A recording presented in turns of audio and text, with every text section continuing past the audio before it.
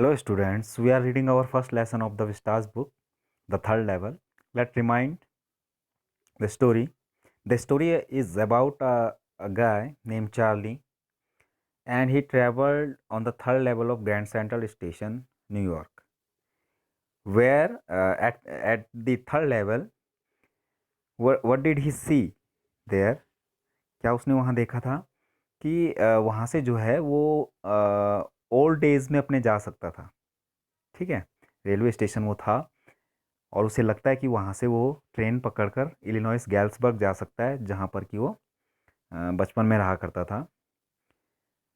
जब वो ये कहानी अपने दोस्तों को सुनाता है, स्पेशली साइकेट्रिस्ट फ्रेंड को, तो सारे दोस्त और साइकेट्रिस्ट फ्रेंड उसको सलाह देते हैं कि you want to escape from the moral realities and modern world. That's why you want to find a medium of escape from here.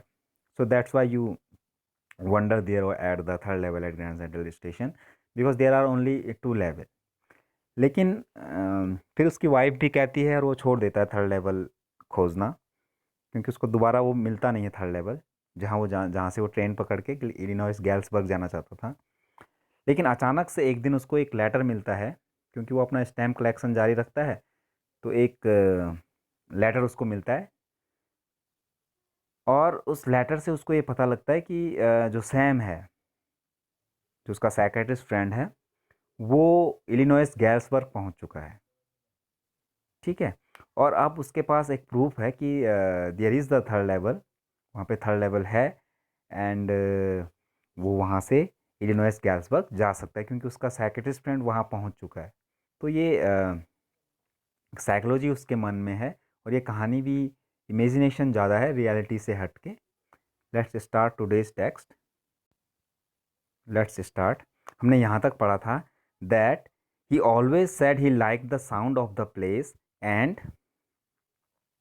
That where he is all right in 1894। तो वो जो है guess करता है कि जो Sam था, he was a city boy, वो कभी गांव में रहा नहीं था, खास करके इलिनॉइस गैल्सबर्ग जैसे गांव में, जहाँ पर सब कुछ बहुत अच्छा था। और वो उसको स्टोरी सुनाता था इलिनॉइस गैल्सबर्ग की, तो उसे वो स्थान पसंद आता था। कहाँ? इलिनॉइस गैल्सबर्ग। तो वो ज़रूर वहीं होगा, इलिनॉइस गैल्सबर्ग में, लेकिन टाइम पीरियड क्या होगा? 1894। अब वो कंफर्म कैसे करता है इसको? वो कहता है, because one night fussing with my stamp collection, I found, well, do you know what a first day cover is? When a new stamp is issued, stamp collectors buy some. अब वो first day cover के बारे में बताता है हमको। फर्सिंग means होता है थिंकिंग ओवर। जब वो एक बार अपने स्टैम्प कलेक्शन के ऊपर देख रहा था, तो उसे एक फर्स्ट डे कवर मिलता है। अब आपको फर्स्ट डे कवर के बारे में बता रहा कि what a first day cover is. When a new stamp is issued, जब कभी कोई नई स्टैम्प जो है वो इश्यू होती है, तो स्टैम्प कलेक्टर्स क्या करते हैं? कुछ खरीद लेते हैं वो स्टैम्प्स, जो नई टिकटें जारी होती हैं, उन टिकटों को कुछ खरीद लेते हैं, and use them to mail envelopes to themselves on the very first day of sale. और जब उनका बिकने का पहला दिन होता है, तो वो एक एनवलप पे उनको चिपका कर और एक अपने ही एड्रेस पे भेज देते हैं, and the post mark proof the date. और पोस्ट मार्क जो उस पर लगता है, स्टैम्प जो उस पर लगती है, वो डेट को प्रूफ करती है। The envelope is called a first day cover, and that envelope is called a first day cover. They are never opened, उनको कभी खोला नहीं जाता।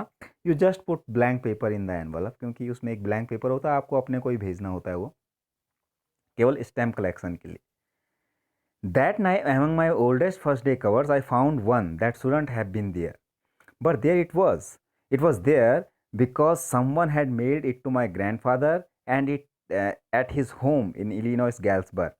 That's what the address on the envelope said, and it had been there since July 1894. The postmark showed that. Yet I didn't remember it at all. The stamp was a 6 cent, dull brown, with a picture of President Garfield. Naturally, when the envelope came to Granddad in the mail, it went right into his collection and stayed there till I took it out and opened it.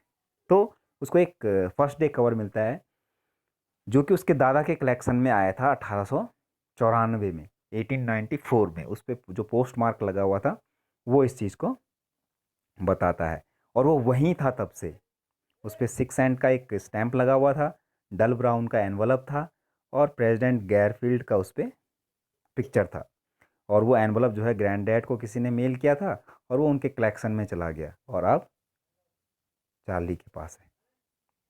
ठीक है, the paper inside was not blank, लेकिन जो उसके अंदर paper था वो blank नहीं था, बट उसके ऊपर कुछ लिखा हुआ था नोट। और वो नोट क्या था? पहले तो उसके ऊपर एड्रेस लिखा हुआ था 1941 विलार्ड स्ट्रीट, गैल्सबर्ग, इलिनॉइस, जुलाई 1894। अब वो चार्ली के नाम पे है। Charlie, I got to wishing that you were right. Then I got to believing you were right. And Charlie, it is true. I found the third level. I have been here 2 weeks, and right now down the street at the Dailies, someone is playing a piano, and they are all out on the front porch singing, seeing Nellie home, and I am invited over for lemonade. Come on back, Charlie and Lucia. Keep looking till you find the third level. It is worth it. Believe me. और उस वो जो letter था वो Charlie के नाम का था और उस पर लिखा हुआ था कि मैं जो है इलिनॉइस गैल्सबर्ग पहुंच चुका हूं और मुझे 2 हफ्ते यहाँ पे हो गए। 1894 में वो चला गया है, 2 हफ्ते उसको वहाँ पे हो गए और कहता है कि यहाँ पे बहुत ही अच्छा है। कोई पियानो बजा रहा है, गली में कोई गा रहा है और मुझे जो है इनवाइट किया गया लेमनेड पे। लेमनेड मीन्स होता है लेमन का कोई जो जूस या बेवरेज उसको कह सकते हैं। और फिर कहता है कम ऑन बैक, तुम भी आ जाओ यहाँ वापस और देखो थर्ड लेवल को देखो, वास्तव में थर्ड लेवल है। The note is signed Sam, note पे सैम का साइन था। At the stamp and coin store I go to, और जब मैं कॉइन स्टोर पे गया I found out that Sam brought $800 worth of old style currency, कि सैम ने जो है $800 पुरानी करेंसी जो है वो एक्सचेंज कर रखी है। That ought to set him up an nice little hay feed and grain business. He always said that what he really wish he could do. और इतने में तो वो बहुत ही अच्छा जो है 1894 में एक अच्छा बिजनेस खोल सकता है, ग्रेन का, फीड का, हे का, चारे से संबंधित, अनाज से संबंधित business. And he certainly can't go back to his old business, और वो अपने ओल्ड बिजनेस में जाना नहीं चाहेगा। कौन सा old business? Not in Galesburg Illinois in 1894 his old business. Why? Sam was my psychiatrist. Sam मेरा साइकेट्रिस्ट फ्रेंड था और 1894 में खासकर इलिनॉइस में साइकेट्रिस्ट का कोई काम नहीं है। तो ये केवल इमेजिनेशन भी हो सकती है उसके माइंड की, चार्ली के माइंड की, कि जो साइकेट्रिस्ट फ्रेंड उसको कह रहा था कि you are mad and you want to leave this world, you want to escape from the realities of this world, that's why you have been there at third level. तो फिर उसी को वो जो है वहाँ पहुँचा देता है 1894 में और फिर बिलीव करवा देता है अपनी इमेजिनेशन में। तो ये this is the story ends here.